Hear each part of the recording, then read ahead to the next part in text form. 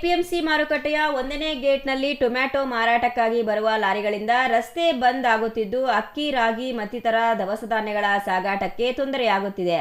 ಇದನ್ನ ಪ್ರಶ್ನಿಸಿದ ಹಮಾಲಿಗಳ ಮೇಲೆ ಲಾರಿ ಚಾಲಕ ಹಲ್ಲೆ ಮಾಡಿರುವುದಾಗಿ ಆರೋಪಿಸಿ ವ್ಯಾಪಾರಿಗಳು ಪ್ರತಿಭಟನೆ ನಡೆಸಿದ್ರು. ಟೊಮ್ಯಾಟೊ ಸೀಸನ್ ಆರಂಭವಾಗಿದ್ದು ಪ್ರತಿನಿತ್ಯ ನೂರಾರು ಲಾರಿಗಳು, ಟ್ರ್ಯಾಕ್ಟರ್ಗಳು ಎಪಿಎಂಸಿಯ ಎಲ್ಲಾ ಗೇಟ್ಗಳಿಂದಲೂ ಆಗಮಿಸುತ್ತಿವೆ. ಟೊಮ್ಯಾಟೊ ತರುವ ಲಾರಿ ಮತ್ತು ಟ್ರ್ಯಾಕ್ಟರ್ಗಳು ರಸ್ತೆಯಲ್ಲೇ ನಿಲ್ಲುತ್ತವೆ. ಇದರಿಂದ ರಸ್ತೆ ಬಂದ್ ಆಗುತ್ತದೆ. ಅಕ್ಕಿ, ರಾಗಿ ಮುಂತಾದ ದವಸ ಧಾನ್ಯಗಳನ್ನು ತರುವ ಲಾರಿಗಳು ರಸ್ತೆಯಲ್ಲೇ ನಿಲ್ಲಬೇಕಾಗಿದೆ ಎಂದು ಪ್ರತಿಭಟನಾಕಾರರು ಆರೋಪಿಸಿದ್ರು. ಇದನ್ನು ಪ್ರಶ್ನಿಸಿದ ಹಮಾಲಿಗಳ ಮೇಲೆ ಉತ್ತರ ಪ್ರದೇಶದ ಟೊಮ್ಯಾಟೊ ಲಾರಿ ಚಾಲಕ ಹಮಾಲಿ ಬಾಬು ಎಂಬುವರ ಮೇಲೆ ಹಲ್ಲೆ ನಡೆಸಿದ್ದಾರೆ. ದವಸ ಧಾನ್ಯಗಳ ವ್ಯಾಪಾರಿಗಳಿಗೆ ಹಾಗೂ ಹಮಾಲಿಗಳಿಗೆ ಇದರಿಂದ ತೊಂದರೆಯಾಗುತ್ತಿದೆ ಎಂದು ಪ್ರತಿಭಟನಾಕಾರರು ಆರೋಪಿಸಿದರು.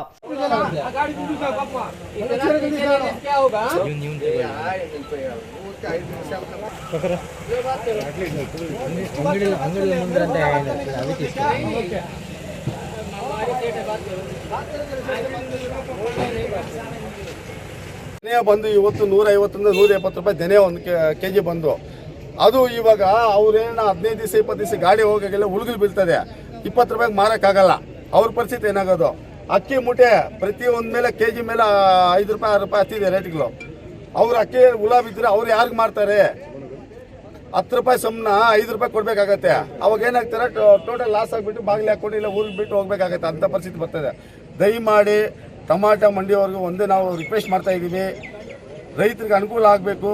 ನಾವೆಲ್ಲ ಒಪ್ಕೊಂತೀವಿ, ರೈತರಿಗೆ ಯಾವುದೇ ರೀತಿ ನಾವು ತೊಂದರೆ ಮಾಡಲ್ಲ. ದಯಮಾಡಿ ನೀವೆಲ್ಲ ಸೇರಿ ಗಾಡಿ ಲೋಡಿಂಗ್ ಮಾಡೋವಾಗ ಮಾತ್ರ. ಗೇಟ್ ನಂಬರ್ 1 ಮತ್ತು 2ರಲ್ಲಿ ಅಕ್ಕಿ ಮತ್ತಿತರ ದವಸ ಧಾನ್ಯಗಳು ವ್ಯಾಪಾರಿಗಳೇ ಹೆಚ್ಚಾಗಿದ್ದಾರೆ. ಅಕ್ಕಿ ತರುವ ಲಾರಿಗಳು 2-3 ದಿನ ರಸ್ತೆಯಲ್ಲೇ ನಿಲ್ಲಬೇಕಾಗಿರುವುದು ಸಮಸ್ಯೆಯಾಗಿದೆ. ರಸ್ತೆಯಲ್ಲೇ ವಾಹನಗಳು ನಿಂತಿರುತ್ತವೆ. ಬಾಕ್ಸ್ಗಳನ್ನ ರಸ್ತೆಯಲ್ಲೇ ಇಟ್ಟುಕೊಂಡಿರುತ್ತಾರೆ. ಕೇಳಿದ್ರೆ ಗಲಾಟೆ ಮಾಡಲು ಬರುತ್ತಾರೆ. ಎಷ್ಟು ಬಾರಿ ಮನವಿ ಮಾಡಿದ್ರೂ ಪ್ರಯೋಜನವಾಗಿಲ್ಲ ಎಂದು ಎಂಜಿ ರಮೇಶ್ ಬಾಬು ದೂರಿದ್ರು. ಗೇಟ್ ನಂಬರ್ 1 ಸರ್, ನಮ್ದು ಗೇಟ್ ನಂಬರ್ 1 ಅಕ್ಕಿ ವ್ಯಾಪಾರ ಮಾಡೋರು ನಾವು ಈ ಕಡೆ ಇರೋದು. ಗೇಟ್ ನಂಬರ್ 1, ಗೇಟ್ ನಂಬರ್ 2 ಎಲ್ಲ ಅಕ್ಕಿ ವ್ಯಾಪಾರದವರೇ. ಇಲ್ಲಿ ಅಕ್ಕಿ ಲಾರಿಗಳು ಬರೋಕ್ಕೂ ಜಾಗ ಬಿಡದೆ ಟೊಮೊಟೊ ಗಾಡಿಗಳೆಲ್ಲ ನಿಲ್ಸ್ಕೊಂಡು ಬಿಟ್ಟಿದ್ದಾರೆ. ನಾವೇನಾದ್ರು ಬಿಡಕ್ಕೆ ಕೇಳಿದ್ರೆ ನಮ್ಮೆಲ್ಲ ಗಲಾಟೆ ಮಾಡಕ್ಕೆ ಬರ್ತಾರೆ. ಯಾರು ತೆಗಿಯೋದಿಲ್ಲ, ಆನ್ಸರ್ ಮಾಡೋದು ಇಲ್ಲ. ಒಂದೊಂದು ಗಾಡಿ ಅಕ್ಕಿ ಗಾಡಿ 2 ದಿನ 3 ದಿನ ನಿಲ್ಸ್ಕೊಂಡು ಗಲಾಟೆ ಮಾಡ್ತಾ ಇದ್ದಾರೆ. ಡ್ರೈವರ್ಗಳು ನಮಗೆ ಯಾರು ಹಾಲ್ಟಿಂಗ್ ಚಾರ್ಜ್ ಕೊಡೋರು ಯಾರೋ, ನೀವು ಓನರ್ಗಳಾಗಿ ಇಟ್ಕೊಂಡು ನಮಗೆ ಕ್ಲಿಯರ್ ಮಾಡಿಸಿದ್ದೆ, ನೀವೆಂತ ಅಂಗಡಿ ಓನರ್ಗಳಿಂದ ನಮ್ಮನ್ನು ಬೈತಾ ಇದ್ದಾರೆ ಅವರು. ಎಪಿಎಂ ಚಾರ್ಜ್ ಯಾರು ನಮ್ಗೆ ಕೋಆಪರೇಟ್ ಮಾಡ್ತಾ ಇಲ್ಲ, ಮಾಡಿಸ್ಕೊಡಿ ಅಂತ ಮುಂದೆ ಬರೋರು ಯಾರು ಇಲ್ಲ. ಯಾರಾದ್ರು ರೈತರ ಮಾಲು ಅಂತಾರೆ. ನಾವೇನಾದ್ರು ಅವ್ರಿಗೇನೋ ತೊಂದರೆ ಮಾಡಿದ್ದೀವಾ? ಮಾಡ್ಕೊಳ್ಳಿ. ಹಾಲ್ಟಿಂಗ್ ಚಾರ್ಜ್ ಲಾರಿ ಬರುತ್ತೆ, ಬಾಕ್ಸ್ಗಳು ಇಟ್ಕೊಂಡು ಹೋಗಲ್ಲ. ಎಲ್ಲ ಇಟ್ಕೊಂಡಿರ್ತಾರೆ, ಲಾರಿಗಳು ಎಲ್ಲ ಇಟ್ಕೊಂಡಿರ್ತಾರೆ, ರೋಡಲ್ಲಿ ಬಾಕ್ಸ್ಗಳು ಹಾಕೊಂಡಿರ್ತಾರೆ. ಟೊಮ್ಯಾಟೊ ಮಾರಾಟಕ್ಕೆ ನಮ್ಮ ಅಭ್ಯಂತರವಿಲ್ಲ. ಟೊಮ್ಯಾಟೊ ತಂದ ವಾಹನಗಳು ಖಾಲಿ ಮಾಡಿ ಹೊರಗಡೆ ಹೋಗುವುದಿಲ್ಲ. ಟೊಮ್ಯಾಟೊ ಅನ್ಲೋಡ್ ಮಾಡಿ ಹೊರಗಡೆ ತೆಗೆದುಕೊಂಡು ಹೋಗಬೇಕು. ಕ್ರೇಟ್ಗಳು ಖಾಲಿಯಾದಾಗ ಬಂದು ತೆಗೆದುಕೊಂಡು ಹೋದರೆ ಯಾರಿಗೂ ತೊಂದರೆಯಾಗುವುದಿಲ್ಲ. ವಾಹನಗಳನ್ನ ರಸ್ತೆಯಲ್ಲೇ ನಿಲ್ಲಿಸಿ ಬೇರೆ ವಾಹನಗಳಿಗೆ ತೊಂದರೆ ಕೊಡಬಾರದು.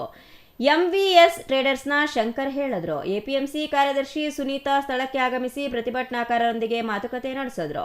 ಈ ಬಾರಿ ಟೊಮ್ಯಾಟೊ ಪೂರೈಕೆ ಹೆಚ್ಚಾಗಿದೆ. ಸ್ಥಳದ ಅಭಾವದಿಂದ ಎಲ್ಲಾ ಕಡೆಯಿಂದಲೂ ವಾಹನಗಳು ಬರುತ್ತಿವೆ. ತೊಂದರೆಯಾಗುತ್ತಿರುವುದು ನಿಜ. ಸಮಸ್ಯೆ ಬಗೆಹರಿಸಲು ಈಗಾಗಲೇ ಪೊಲೀಸ್ ಅಧಿಕಾರಿಗಳು ಕಳೆದ ಭಾನುವಾರವೇ ಈ ಬಗ್ಗೆ ಸಭೆ ನಡೆಸಿದ್ದಾರೆ. ಪಾರ್ಕಿಂಗ್ ಸ್ಥಳವನ್ನ ಗುರುತಿಸಿ ಹೊರಗಡೆ ನಿಲ್ಲಿಸಿಕೊಳ್ಳಲು ಹೇಳಿದ್ದಾರೆ ಎಂದರು. ಟೊಮೆಟೊ ಸೀಸನ್ ಬಂದಾಗ ಅರೈವಲ್ಸ್ ಜಾಸ್ತಿ ಆಗಿದೆ. ಈ ಸಲ ಅರೈವಲ್ಸ್ ಜಾಸ್ತಿ ಆಗಿರೋದ್ರಿಂದ ಜಾಗದ ಸಮಸ್ಯೆ ಇರೋದ್ರಿಂದ ಆ ಕಡೆ ಮಾರ್ಕೆಟ್ ಫುಲ್ ಆಗ್ಬಿಟ್ಟು ಈ ಕಡೆಗೆ ಇಳಿಸ್ಕೊಂಡಿದ್ದಾರೆ. ಬಟ್ ಬೆಳಗ್ಗೆ ಏನು ಅವ್ರಿಗೆ ರೈಸ್ ಮಾರ್ಕೆಟ್ ಅವ್ರಿಗೆ ಅರೈವಲ್ಸ್ ಬಂದಾಗ ಜಾಗ ಬಿಟ್ಟುಕೊಡ್ಬೇಕು, ಅದು ಅವರು ಮಾಡಿಕೊಡ್ಬೇಕಿತ್ತು. ಹಾಗಾಗಿ ಅವರವರ ಒಂದು ಇದರಲ್ಲಿ ಹಮಾಲಿಗಳು ಮತ್ತು ಓನರ್ಗಳಿಗೆ ಜಗಳ ಆಗಿದೆ. ಬಟ್ ಇದನ್ನ ಈಗ ಆಗಲೇ ನಾವು DYSP ಸರ್ಕಲ್ ಇನ್ಸ್ಪೆಕ್ಟರ್ ಜೊತೆ, ಲಾರಿ ಅಸೋಸಿಯೇಷನ್ ಅವ್ರ ಜೊತೆ, ಲಾರಿ ಮಾಲೀಕರವ್ರ ಜೊತೆ ಎಲ್ಲ ನಾವು ಕಳೆದ ಭಾನುವಾರ ಮೀಟಿಂಗ್ ಮಾಡಿ ಅವ್ರಿಗೆ ಯಾವ ಥರ ಪಾರ್ಕಿಂಗು, ಲೋಡಿಂಗು, ಅನ್ಲೋಡಿಂಗ್ ಯಾವ ಥರ ಮಾಡ್ಕೋಬೇಕು ಅಂತ ಅವರೆಲ್ಲ ಡೈರೆಕ್ಷನ್ಸ್ ಕೊಟ್ಟಿದ್ದಾರೆ.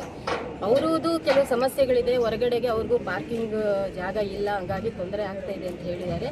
ಅವರು ಜಾಗ ನೋಡಿ ಒಂದು ಸೂಕ್ತ ವ್ಯವಸ್ಥೆ ಕಲ್ಪಿಸ್ತೀವಿ ಅಂತ. ಟೊಮ್ಯಾಟೊ ಪೂರೈಕೆ ಹೆಚ್ಚಾಗಿದ್ದು ದರ ಕಡಿಮೆಯಾಗಿದೆ. ಪ್ರತಿನಿತ್ಯ 50,000 ರಿಂದ 60,000 ಬಾಕ್ಸ್ಗಳು ಉಳಿಯುತ್ತಿವೆ. ಜೊತೆಗೆ 2ನೇ ದರ್ಜೆಯ ಮಾರಾಟವಾಗುತ್ತಿಲ್ಲ. ಮಾವಿನ ಸೀಸನ್ ಆಗಿರುವುದರಿಂದ ಫ್ಯಾಕ್ಟರಿಗಳವರು ಟೊಮ್ಯಾಟೊ ಖರೀದಿಸುತ್ತಿಲ್ಲ. ಹೀಗಾಗಿ ಪ್ರತಿನಿತ್ಯ 30% ರಿಂದ 40% ಉಳಿಯುತ್ತಿರುವುದರಿಂದ ತೊಂದರೆಯಾಗುತ್ತಿದೆ. ಸ್ವಚ್ಛಗೊಳಿಸಲು ಅವಕಾಶ ಸಿಗುತ್ತಿಲ್ಲ. ಆದರೂ ರಾತ್ರಿ ಸಮಯದಲ್ಲಿ ಸ್ವಚ್ಛಗೊಳಿಸಲಾಗುತ್ತಿದೆ ಎಂದು ಕಾರ್ಯದರ್ಶಿ ಹೇಳಿದರು. Imran Khan, CTV news, Chintamani.